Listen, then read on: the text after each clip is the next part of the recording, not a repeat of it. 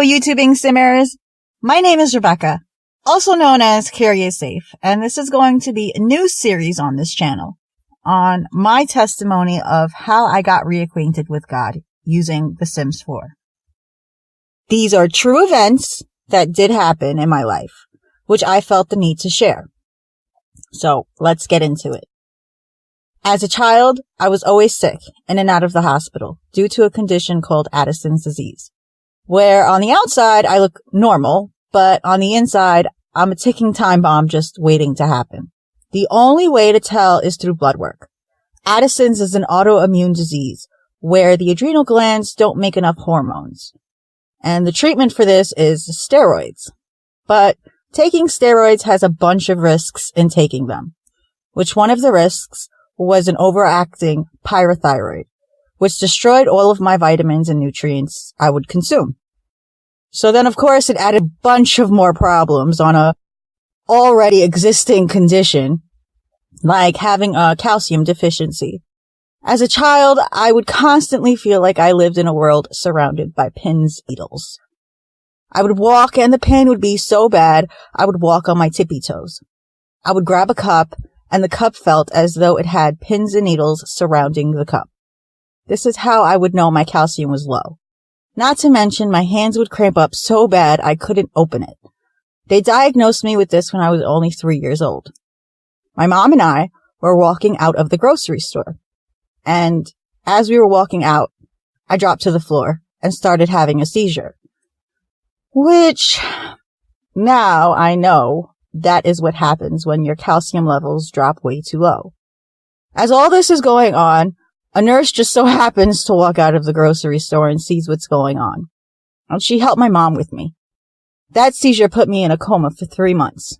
I had a tutor once I woke up since I missed 3 months of school. And yes, I'm talking about preschool, which I had to repeat. But what I experienced while in coma, nobody can explain it to me. Where I overheard conversations in the hospital as if I was walking around in my body. And I would repeat word for word of the conversations that did happen, where my physical body was nowhere near. I also came back telling everybody of what I saw for those 3 months. But of course, to me, it didn't feel like 3 months. I got lifted up in a cloud, and once I got to the end of the atmosphere, where the stars live, I shooted from what I know now is what it looks like to go faster than the speed of light. Then I slowed down to a full stop and ended up on what I can only call a paved street. But it wasn't like what we have on Earth. It was a shiny, glowy kind of material, where the sun would hit what I call a road, and little rainbows all down the road kind of looked like they were dancing down the street to the sunlight. As a child looking at this, it was amazing to watch, yet alone see. The grass was the greenest green that I've ever seen. The trees were taller than the tallest building on Earth, and the colors were so bright that I knew I was somewhere other than Earth. Then an angel came up to me and started showing me around. There were a ton of buildings, but not the clutter kind, more like a really nice neighborhood. And from the looks of the building, they looked as though the houses were made of the same material the streets were made out of. They sparkled in the sun too. Only instead of rainbows, it sparkled more like diamonds would in the sun. Again, beautiful, amazing, and somewhat distracting. Then before I knew it, I was in front of this castle-like house with 7 steps and a double-arched door. I remember being nervous, as though I knew who was inside.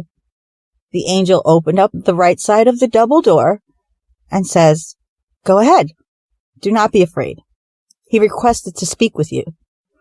I took a big gulp and walked in.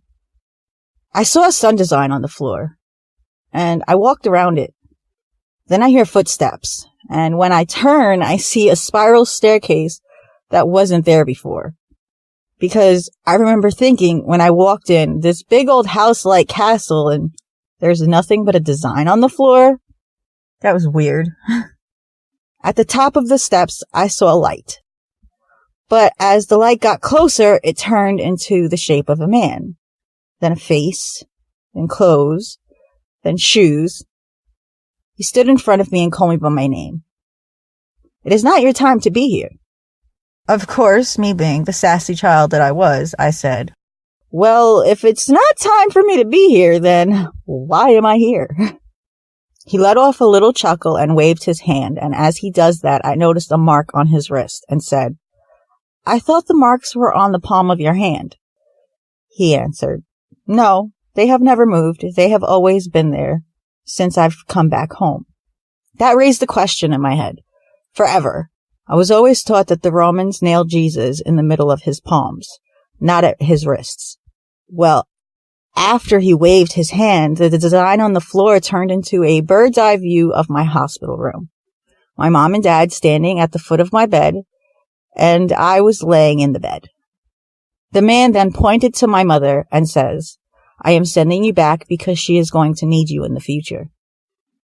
Then I came back to earth and stood before my body, looked at my mom as she was pleading with tears in her eyes in prayer by the window, as my spirit got sucked back into my body, and then I woke up from my coma, as if I wasn't in coma, like if I was just sleeping, for 3 straight months. I lived my life helping my mother with everything from that point on, until I graduated. That's when my father passed away. After both of his legs being amputated about 2 inches below his knee, 2 fingers on one hand, and 3 fingers on the other. He had at least 3 different heart surgeries, a diabetic, and kidney failure, which led him to get dialysis treatments. And he was on dialysis for 7 years before passing away. I would have never thought all of this would happen, but it did. And I supported my mother even more when all of this did happen. But I was not where God wanted me yet. Stay tuned for the next part of my testimony and witness of God's love and mercy.